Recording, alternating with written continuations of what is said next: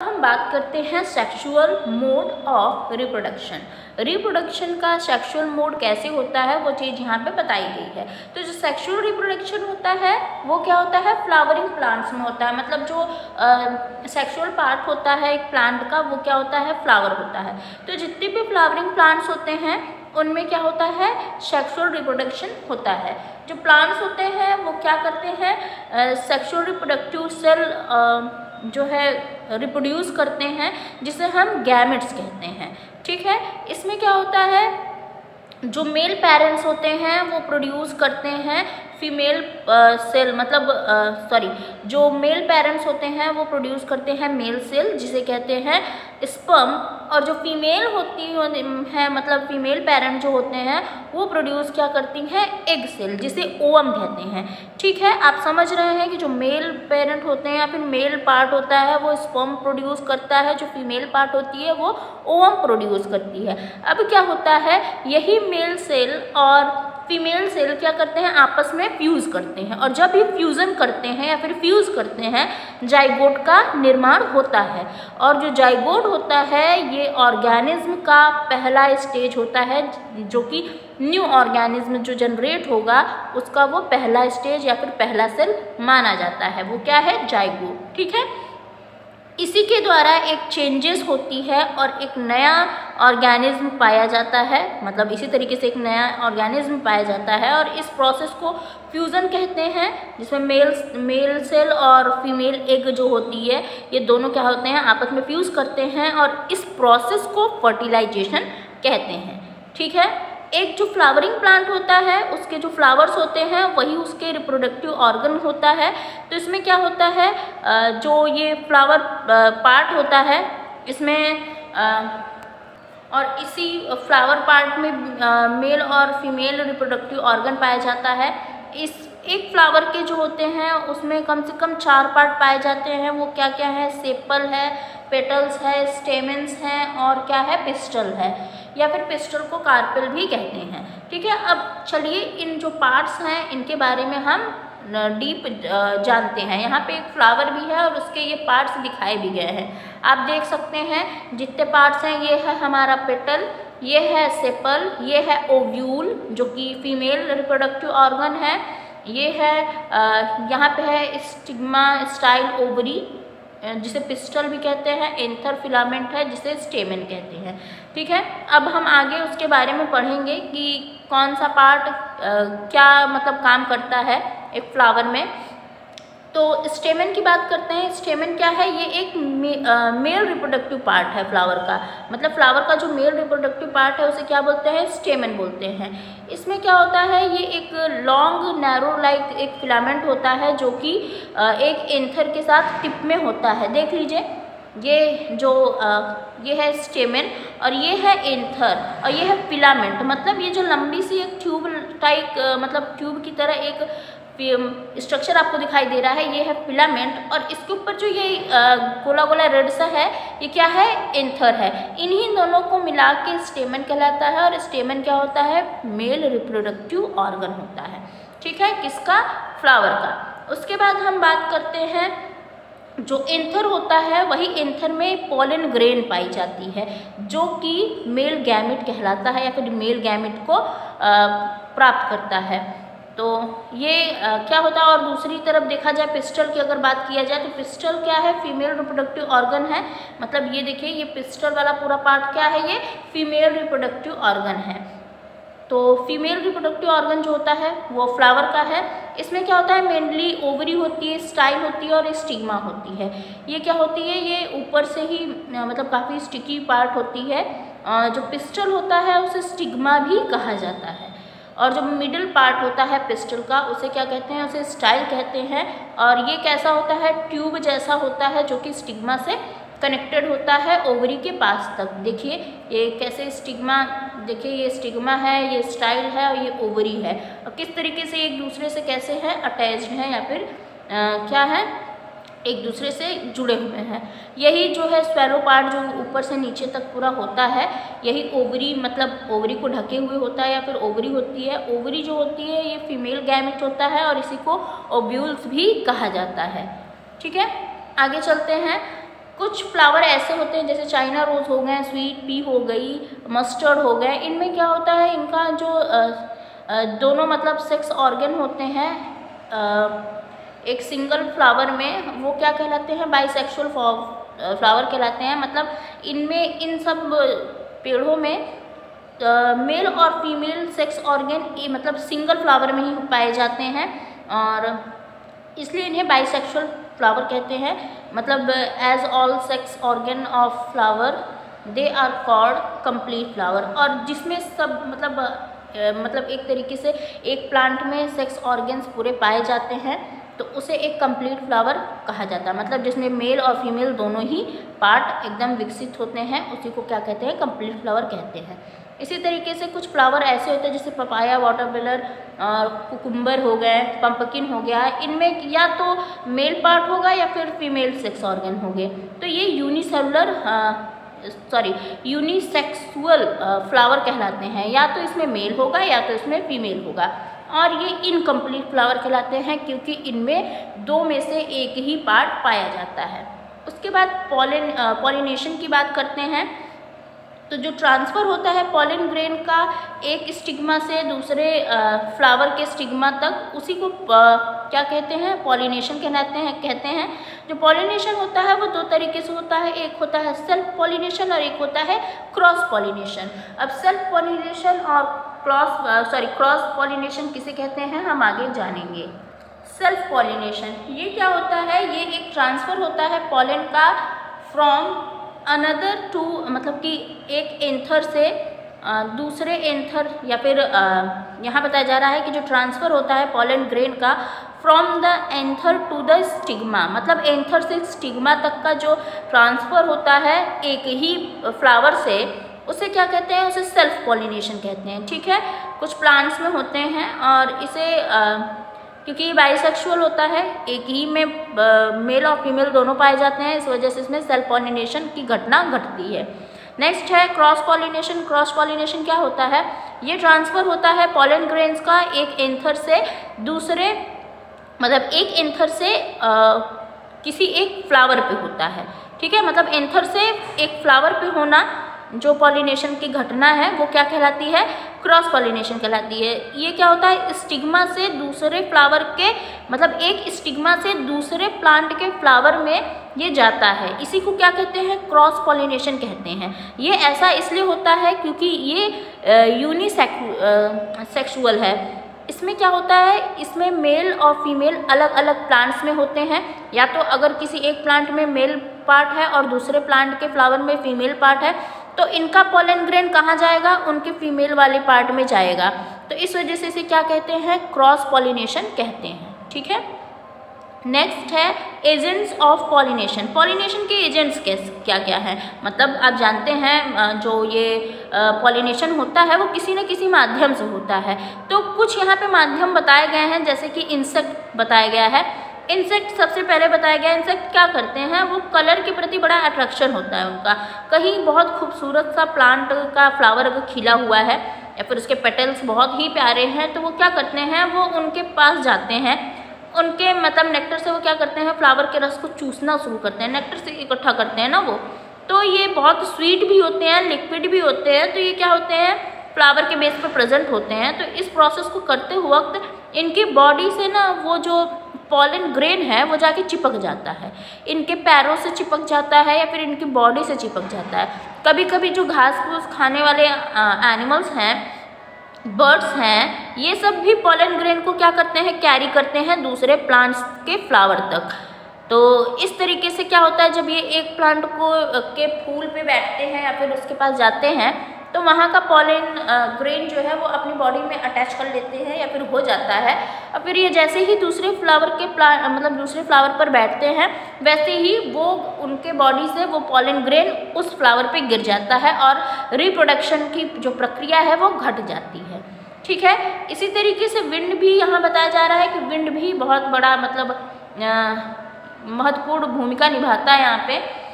ये क्या करता है, विंड जो है हेल्प करता है transferring of pollen grain. Pollen grain क्या होता है, एक फ्लावर से दूसरे फ्लावर में या फिर उसके स्टिग्मा तक जाके पहुंच जाता है। कैसे, क्योंकि ये बहुत ही छोटे छोटे होते हैं, ठीक है। कुछ ऐसे प्लांट्स होते हैं जिनके जो पॉलन ग्रेन होते हैं वो हवा के द्वारा पहुंच जाते हैं, जैसे कि इस फिगर में देखिए किस तरीके से धुआं के जैसे मतलब दर्शाया गया है। वास्तव में ये येलो कलर का पॉलन होते हैं और ये छोटे छोटे से ग्रेन होते हैं जो कि हवा एक बार चलती है तो वो जब पत्तियां हिलती हैं या फिर पेड़ हिलता है, फ्लावर हिलता है, तो ये उसके माध्यम से दूसरे पेड़ के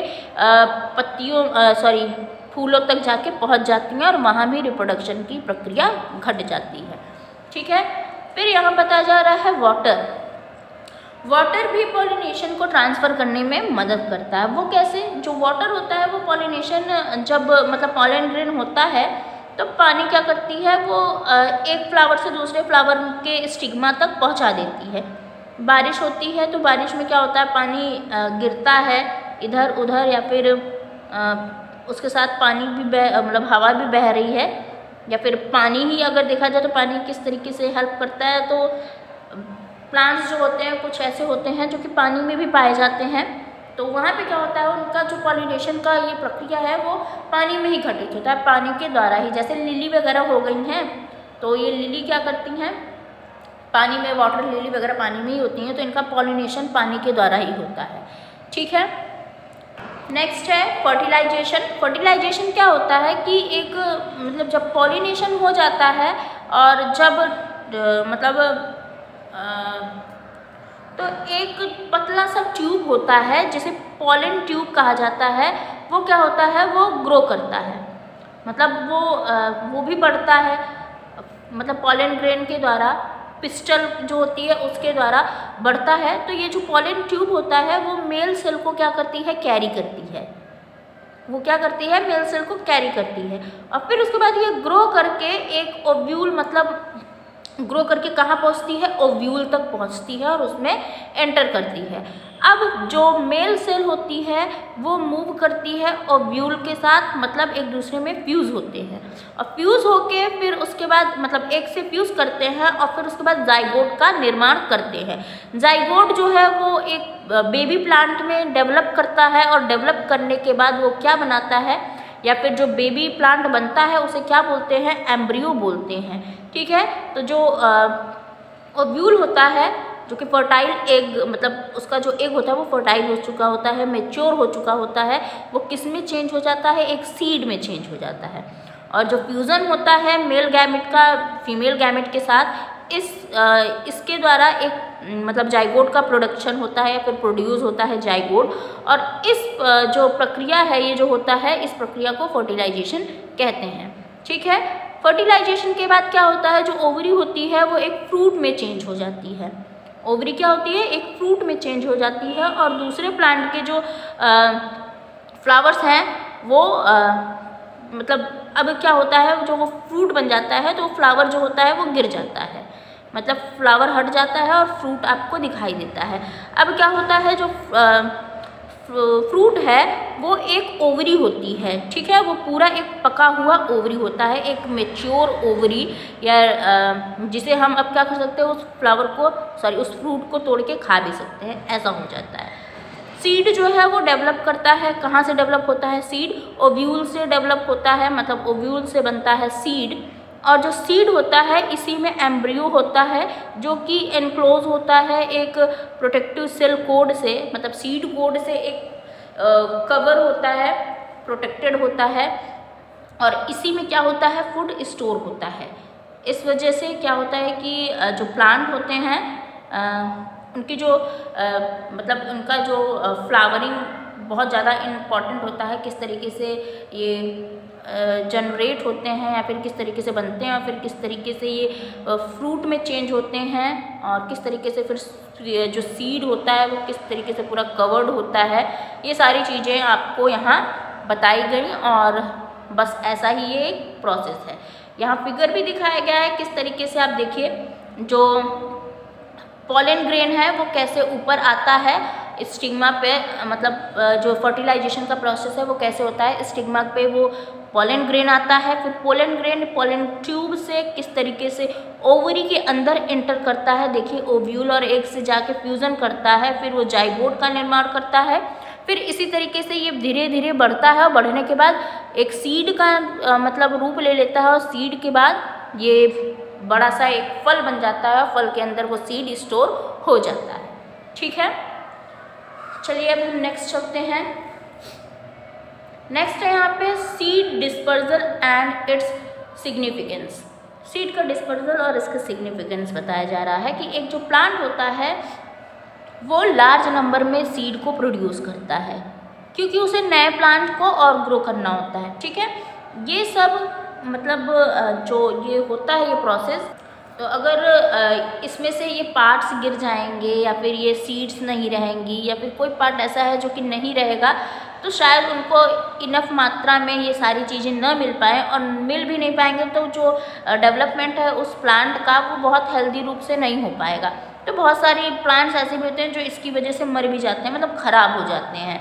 तो बहुत ज़रूरी है कि इस तरीके से ये चीज़ें होएं, क्योंकि वाटर, मिनरल, सनलाइट ये सब कहाँ से मिलता है, नेचर से मिलता है इनको, और जो इनका डिस्पर्जल होता है वो भी बहुत ज़्यादा ज़रूरी है। अगर बारिश नहीं होगी तो बारिश के द्वारा डिस्पर्जल नहीं होगा, विंड नहीं चलेगी तो उसके द्वारा भी डिस्पर्जल नहीं होगा। तो मतलब हमें एक तरीके से वो चीज़ें नहीं मिल पाएंगी। प्लस सीड का भी डिस्पर्जल होता है, सीड एक जगह से दूसरी जगह जाती है, वहाँ पे अपने आप को एडजस्ट करती है, फिर उसके बाद वहाँ पे नेचर के माध्यम से ही वो क्या करती है, अपने आप में ग्रो करती है। तो अगर वो सीड अच्छे से डिस्पोज नहीं होगी तो वो एक जगह से दूसरी जगह जा भी नहीं पाएगी, और एक ही जगह गिर के एक ही जगह वो मतलब अगर उसको उस तरीके का इन्वायरमेंट नहीं मिला या फिर वो वहाँ नहीं उग पाए तो वो ख़राब हो जाएगा, है ना।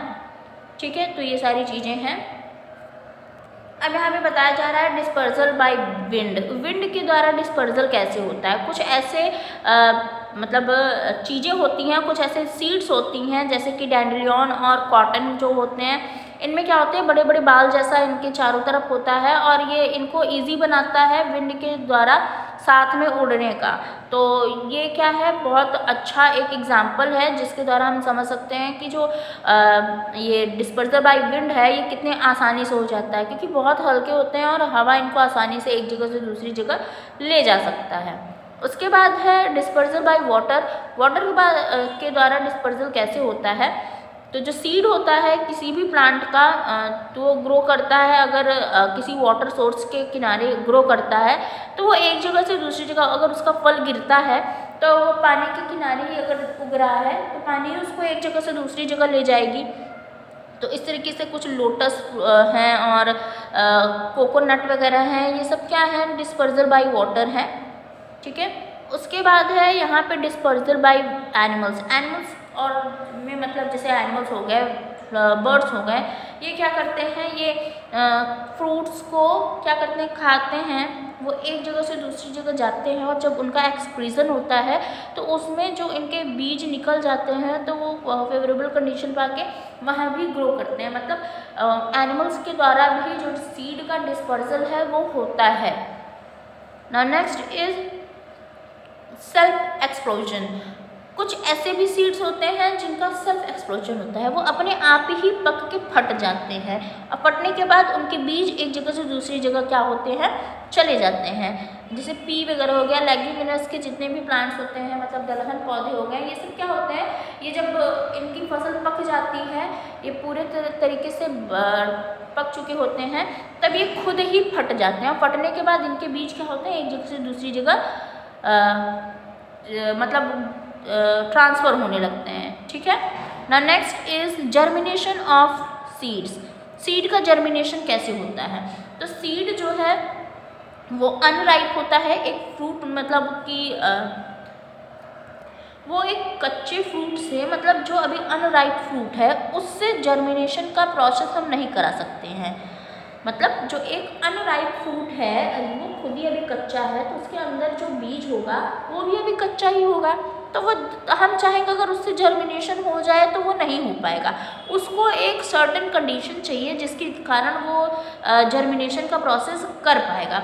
उसको प्रॉपर तरीके का मॉइस्चर चाहिए, मतलब मॉइस्चर चाहिए, एयर चाहिए, टेम्परेचर चाहिए, सॉइल भी चाहिए, जिसकी वजह से वो उस बेस्ट कंडीशन में अपने आप को पॉसिबल होगा कि वो अपने आप को जर्मिनेट कर सके और एक नए बेबी प्लांट को क्या कर सके, ग्रो कर सके।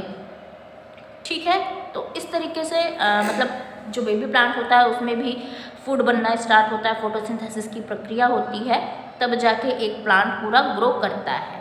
ठीक है, होप आपको समझ में आया होगा। चलिए अब हम लोग एक्सरसाइजेस करते हैं।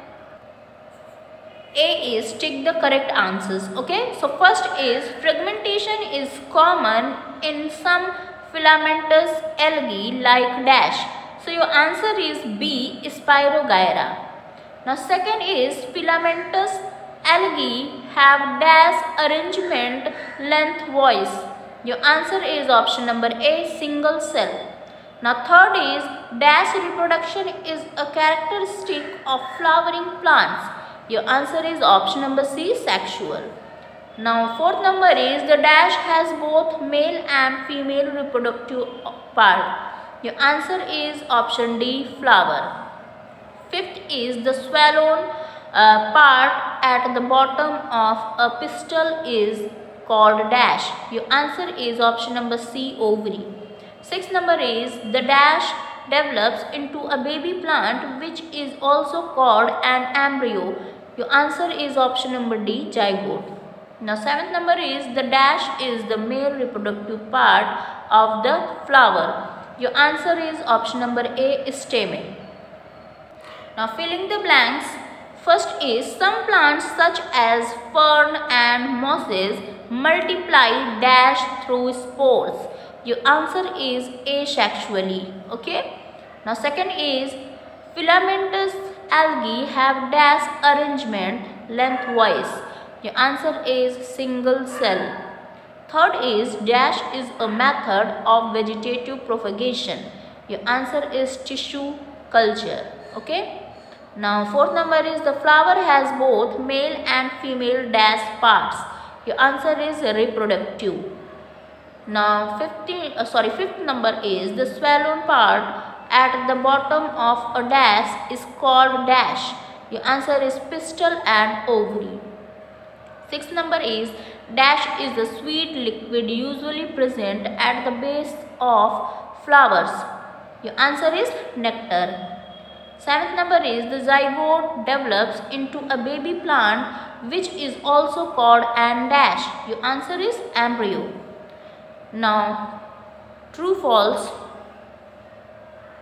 Okay, first is